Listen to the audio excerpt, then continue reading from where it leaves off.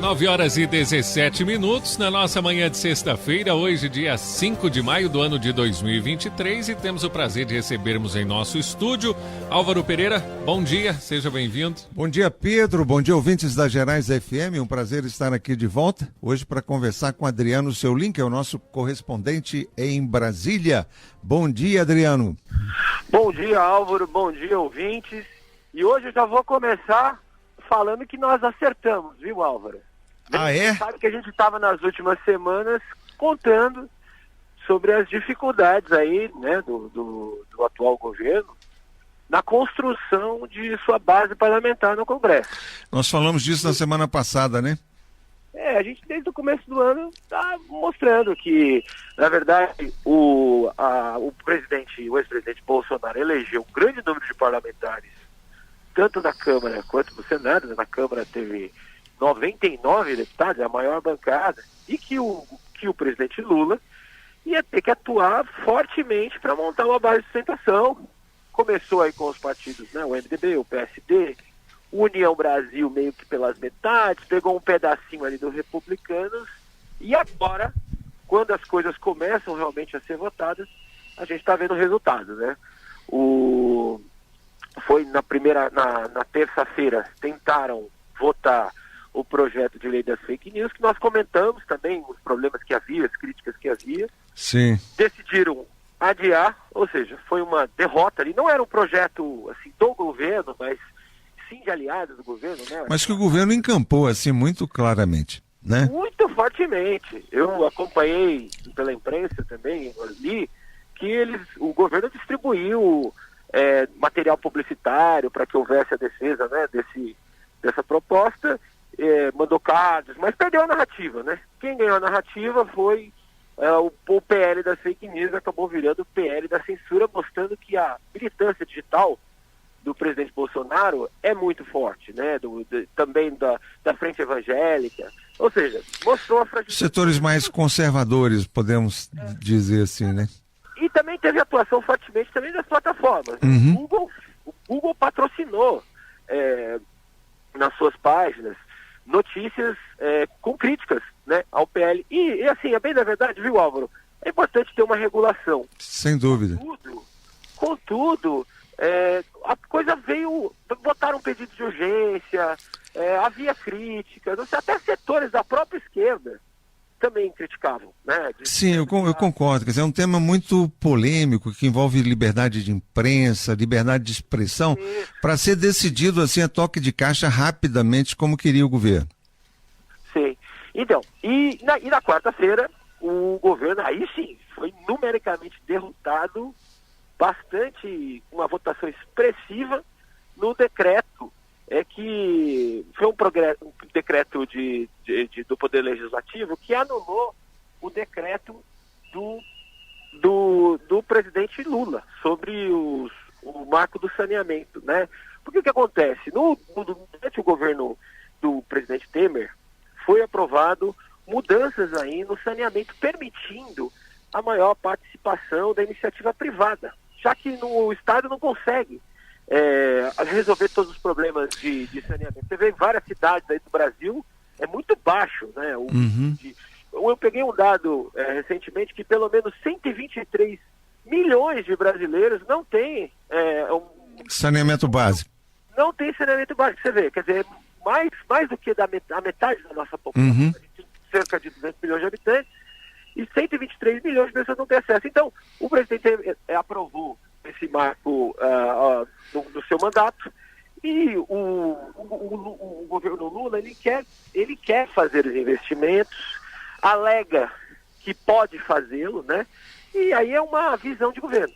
Os governos do PT normalmente eles são mais intervencionistas na economia, né? Eles querem participar, Sim. eles acham que podem fazer. E o governo anterior mais privativista, quer dizer, criava as condições para que a iniciativa privada pudesse assumir algumas companhias de água, esgoto, essas coisas, né?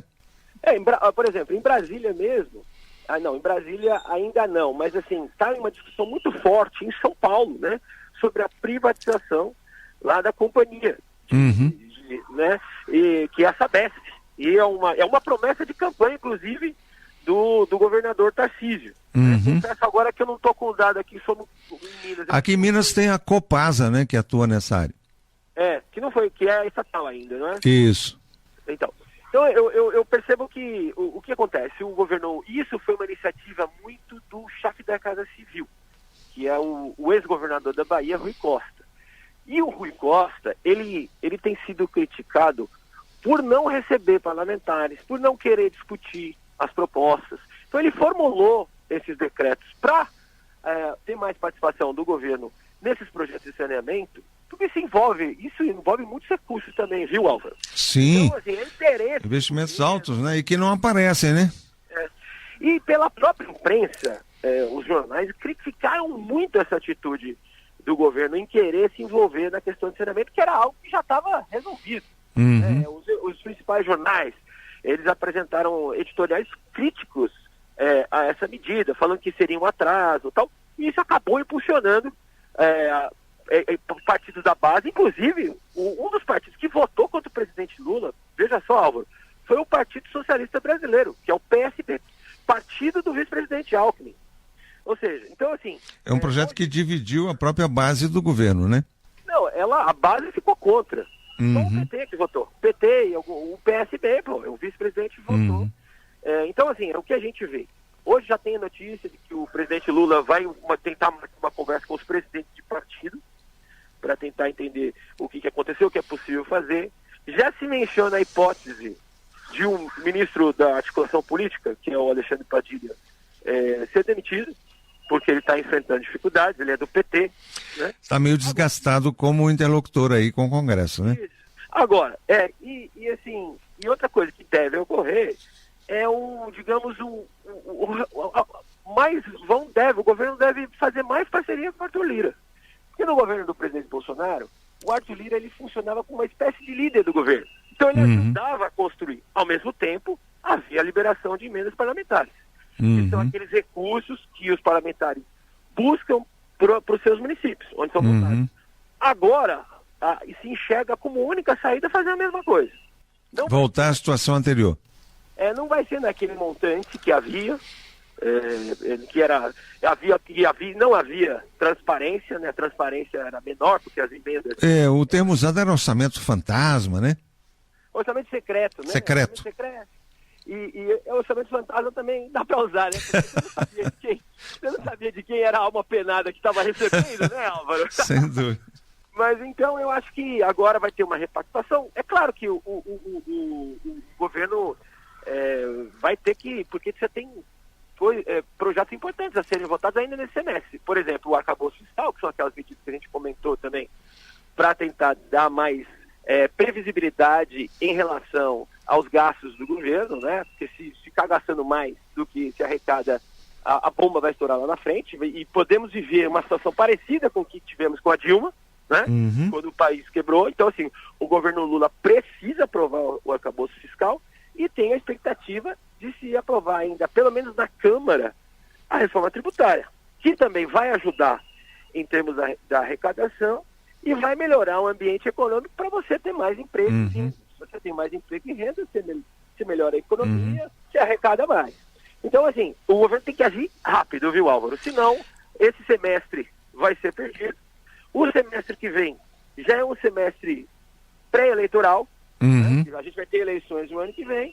E aí, 2024 é metade do governo Lula. Então, passa tudo rapidamente. Passa tudo muito rápido, né? Então é isso, Álvaro. Eu peço desculpas um pouco. Tranquilo. Eu sei que você hoje não está em Brasília, né? Você está em Belém do Pará. Você está bem distante, hein? Eu vim aqui para um outro projeto que eu tenho, né? De profissional.